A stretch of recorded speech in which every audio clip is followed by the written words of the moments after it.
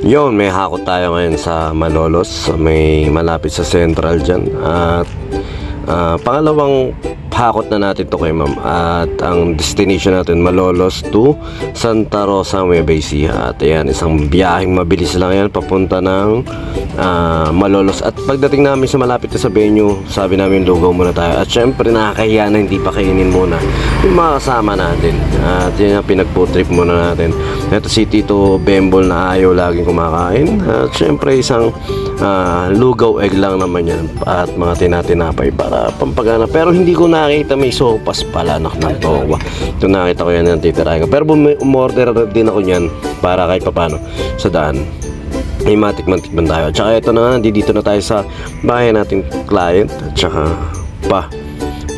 punta na kami doon sa ano tawag doon, basta ahakot na kami dyan. Yan, pagkahakot namin dyan, isang simpleng mabilisang baklasan ng mga gamit dyan. At saka may e-bike na kasama, isang e-bike na lumang e-bike pero usable pa rin at working pa rin daw. At saka ito ang pinakamahirap na pinaklas namin at hindi namin alam kasi may hagdanan dyan sa baba. Basta hindi na napakita pero pinahirapan kami nung papag niyan. At yan lang naman yung mga ilang gamit na pinahakot nila ma'am, nadadarin sa Santa Rosa. Isang mabilis lang din na biyahe naman din yan. Naikarga na namin lahat. Yan, okay, all good siya. Napakaganda, smooth transaction kasi nga sila may mababait din na client. At pangalawang beses na nga natin sila nakakutan. At ito, nandito na tayo sa Baliwag. Isang mabilis na. Dapat mag-aapalit kami. Ang nangyari, nakita ko nung sinerch sa Google, parang ang layo at parang hindi ko rin kabisado. Kaya ang ginawa ko, siyempre, doon na lang tayo dumaan sa alam natin daan, yung Baliwag to San Rafael to San Miguel to San Ildefonso, Nueva Ecija. At isang mabilis lang at meron pang traffic ng konti dahil nga itong mga yun ay sumalubong na naman. At ito, may ginagawa na naman dyan sa may tulay. Isang simple lang naman yan. At isang mabilisan to, napakaganda mag-drive dyan at mag-drive nga. At yun, dahil tuloy-tuloy lang ang isang mabilis na biyahe namin. At siyempre, nasa San Miguel na kami. Isang mabilis na sabi namin, rest muna kami. Nagwiwi muna yung mga kasama natin. At ito, nasa San Miguel na pala kami. At pagdating namin sa San Miguel, syempre hindi natin palalagpasin na bumili ng isang chicharon. Yan, chicharon. Nagbili tayo ng chicharon na para kainin namin sa daan. At nagbili rin kami ng chicharon na para kay Joy Ana, ating kaibigan na dadalawin din natin mamaya. At yan, nandiyan kami sa Pagapan na yata ito, o malapit pa lang kami sa Gapan. At isang mabilis na biyahe rin yan. Wala masyadong traffic. San Miguel pa rin kasi nandun pa rin pala yung kabayo. Yan sa San Miguel na kanto. Wow. Tsaka yan nga,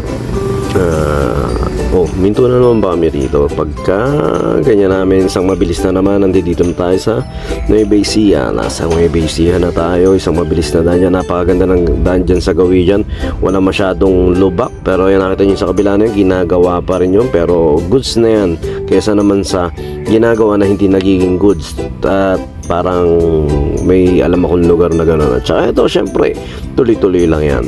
Tuloy-tuloy lang yung biyahe natin, sa mabilis na biyahe lang yan. At yung pagbababa rin namin dun sa naging client natin, kila nanay, yung gamit kasi nila ma'am, pinadala nila ron kila nanay at tatay nila para mapakinabangan pa kasi nga hindi na nila nagagamit at lumipat nga sila ng bagong apartment. Kaya yung ibang gamit na hindi na ginagamit, pinauwi na lang dyan sa Santa Rosa, Nueva Ecija. At nandito na kami sa Gapan. Isang mabilis na biyahe lang yan. At parang nakasikip lang yun, nasa gitna. Pero syempre, diskarte nila yan. At ito na tayo sa Gapan. At madadaanan na natin yung mamaya yung San Leonardo ba yun? Yung lugar nila Joy Ana. Pagbaba mo lang ng tulay na yan, San Leonardo na. Tama ba? Umawa ko. Basta ito yun. Tapos ito, may sinasabi ako rito. Nandito na kami pala nito sa tama natin sa event na Central. Tama natin si Tito Bembol. Saka si Paolo. At yun, sinundo na kami nung tatay na ni Sir para i-guide kami kung saan nyo pupuntahan. At isang mabilis at malapit lang naman yan. Buti na lang hindi masyadong makitid yung daan. Pero yung yung mga nakapark dyan, bawal magalaw, bawal iusad, bawal ganito. Kahit sabihin mo saglit lang, kumbaga tapat nila yon, bawal mausad. Basta yung nakapark sila. At saka ito syempre isang mabilisang babaan lang yan.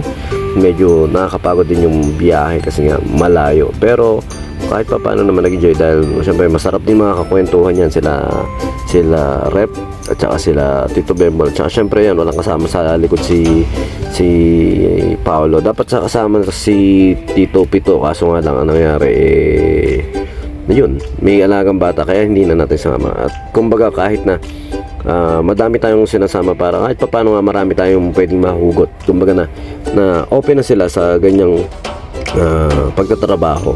Kaya ayun lang, train lang tayo ng train ng pwede natin masama. Tsaka dyan wala naman masyadong kailangan na skill dyan. Kailangan nyo basta malakas kang bumuhat at maingat siya sa gamit. Ayun lang naman ang kailangan natin dyan sa mga kasama natin sa taga-buhat, taga-hakot, taga-bit-bit. Basta ganun lang, isang mabilis lang yan.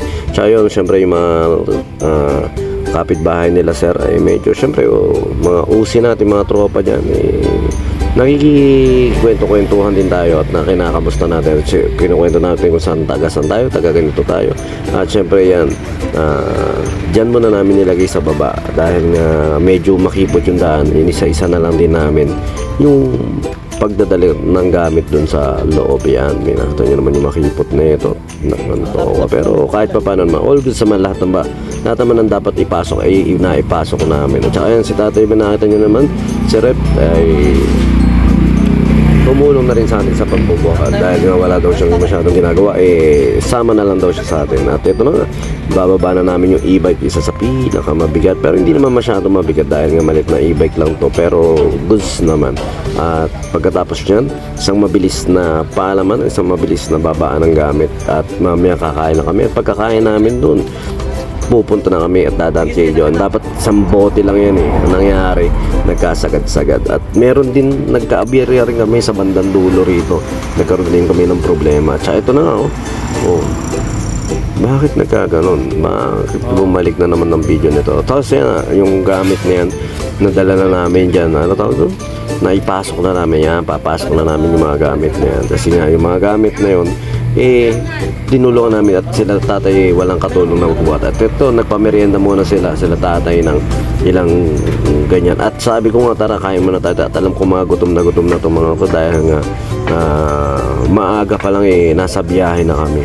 At syempre masarap yung sabaw nila dyan, pero hindi ko na gustuhan yung mga lasa ng ulam. Pero syempre dapat pagpasalamat pa rin yan na ano tawag doon, may nakakain tayo. Yung iba nga walang nakakain kahit hindi masarap. At saka ito, nandito na tayo, papunta na tayo La Joyan, isang mabilis na biyahe papunta ka La Joyan.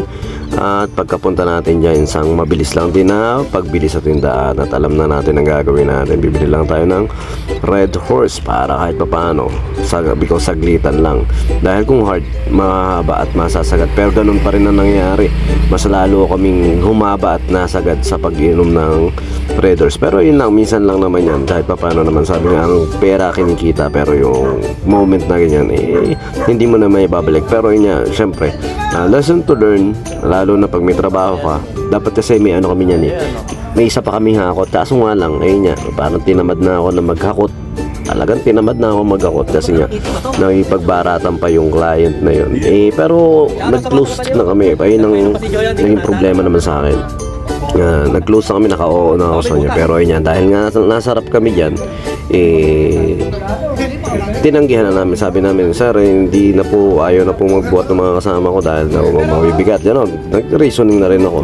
At dahil nga naiinom kami niya, si Paolo hindi umiinom yun. At ito, syempre, kwentuhan.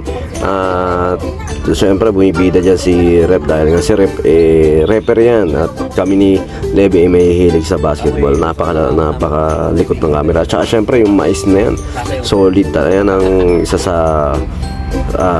pinulutan namin, yung mga pauwi. Dapat pagpapauwi si Joyan ng mais, ang ginawa namin pinutrip na namin dyan, pinulot-pulutan. At yan si Rep, iniwanan kami, bigla na lang umuwi yan kasi nga nagkaroon din kami ng aberya na syempre pauwi na kami, may bigla kami nasagi na isang poste malapit sa tulay. Hindi yung poste, basta maliit na parang lalagyan siguro ng kilometers yun. parang nadaplisan ko ang nangyari. Yung yung ball joints ba tawag doon, yung pira nagkakapit sa wing arm ng kaliwa, kanan na wing arm ko sa ilalim, pang ilalim, ay yung tubo na ganun, lumusot pala yun. Pagkalusot ng tubo na yun, ang nangyari, yung gulong ko sumagad dun sa malapit sa may tapalodo. Ibig sabihin, kada biyahe namin, kada andar namin, sumasayad siya, nauupod yung pinaka goma ng ano ko. Tsaka nakita mo yun sa may pasilyo ng isang parasibla. Yun nga, na medyo nag-struggle kami sa pag-uwi dahil nga dun sa nangyayari na yun, sa yung gulong pumapasok yung sumasayad. At saka si Rep medyo antok-antok na, oh. Medyo napapatulog-tulog na. At saka yun nga, ang nangyari na lang doon, ginawa namin ng pamaraan. Yung ball joints kasi, yung ball joints matawag doon, yung pinaka-tornilyo niya tumalsik na wala pa, tapos na deform. Tapos ang ginawa na lang nila dito, nilagyan ng alambre. Kaso yung alambre rin naputol din pala. Pero ang pinaka nag-hold sa kanya, yung ginawa nilang pansamantala, yung tinali nila ng tawag doon, tinali nila ng goma. At nakasurvive naman kami simula sa may Baysiha hanggang sa bahay. Nakauwi kami. Tapos pagdating namin sa bahay, dahil nga may event kami, dapat papasok ko na to dahil tinatamad na rin ako, dahil hindi ko sure kung aabot yung sasakyan na yun kahit na may sira o kahit nga sira. Yun, sa awa ng Diyos, nakasurvive kami, nakapunta kami ron sa San Jose del Monte. At yung nasa San Jose del Monte na kami, dahil napakahaba naman ng oras namin, dahil tattoo competition siya. Syempre shoutout kila Ryan Dulay, tsaka syempre kay Sir Edmond na laging kumukuha sa atin sa event kahit saan mapunta, Balagta, Siginto, ayan, kinukuha nila tayo at nagpapasalamat tayo sa pagtitiwala nila sa Sound Selects natin. At saka ito syempre, tawanan na kami dyan, harutan na, pero yung kwentong disgrasya pa rin, yung na disgrasya nga na ganun, hindi inaasahan, pero ang ginawa lang nga namin, pinaobra. Tapos pagdating namin dun, pinaayos ko sa mekaniko. Naghanap kami ng mekaniko sa around San Jose del Monte, Bulacan, dahil nga kinabukasan naman meron akong hakot pasakay at gusto ko na rin to i-cancel. Kaso nga nakapag-deal na ako, maraming chain of reaction o chain of tawag doon, basta ganun. Basta yung ibig sabihin, yung isang pagkakamali mo, maraming kalapit-lapit na maaaring mangyari. Katulad niya, nangyaring ganun, yung aksidente kami, nainom kami, tapos nainom, bigla nasagi yung bato, napagasos ka, ngayon dapat i-cancel mo yung mga appointment o schedule mo dahil nga doon sa isang damage na nangyari ngayon doon sa pagkasira ng gamit mo. At ito nga, pero ganun talaga buhay. At yun naman, naayos naman. At sa Monday, ipaayos natin talagang fully yung pang-ilalim natin, papapalitan na natin ng I-beam. At yung I-beam na yun ay pinaka-importante kasi nga bago-bago pa yung nakuha namin I-beam, at nawa umayos na talaga yung sasakyan natin para kahit pa paano magtuloy-tuloy yung sa pahakot pasakay natin, dahil malaking tulong yun sa pahakot pasakay. Talagang halos araw-araw nagkakaroon tayo ng client, kahit maliitan lang, pero malaking bagay kaya sa araw-araw ka nakatang sa bahay, di ba? Ito nga, nagpapasalamat tayo sa mga yan, nakakarakit na tayo, tapos nakakapunta pa tayo sa mga tropa natin, nakakapamasyal pa tayo. At saka medyo groggy na rin to yung mga kasama natin, dahil nga mahaba-habang inuman na rin yan. Nakadalawang case yata kami, si Gijo yan, kasi nakanto ko kasi mahina na rin yan uminom, hindi na rin yan kalas. Pero yan, malakas kaming uminom natin yung 30 na gin. May mga kasama lang kami, 3, 2, naiinom namin yon. Ang lakas, hindi kami masyado nalalasing na rin. Pag inabutan ka kasi ng madaling araw sa inuman, parang hindi na tumatama yung alak, parang wala na. Pero ngayon hindi na namin kaya, at ayoko na rin i-push kasi nga mahirap na rin yung ganong sistema. At saka ito nga, ang nangyari na dyan, nagpagawa na kami, niya yung ginagawa ko, pero hindi naman totally nagawa dahil nga ayun nga, akala ko dyan kami matutulog, pero kailangan ko umuwi, at dahil nga lasing na lasing ako, suka ako dyan, suka dahil nga doon sa Redors na nainom namin, may tama-tama na ako. At ayan si Tito Bembol, napaka buti nga hindi na lasing yan, kasi kahit kung paano meron kaming matitinong kasama na nag-aayos ng ganyan. At yan nga, si Rep bigla na lang nawala, bigla na lang umuwi, o hindi namin alam, sabi hahanap daw ng gagawa. Pero siya yung mekaniko, pero sahanap daw siya ng mekaniko, pero alam ko mekaniko siya, pero ayun nga, bigla na lang nawala at hindi na bumalik. Di anong nangyari, ano tawag doon, nag-alala kami kung nasaan na siya, kung paano na siya, pero ayun nga, hindi na namin siya nakita.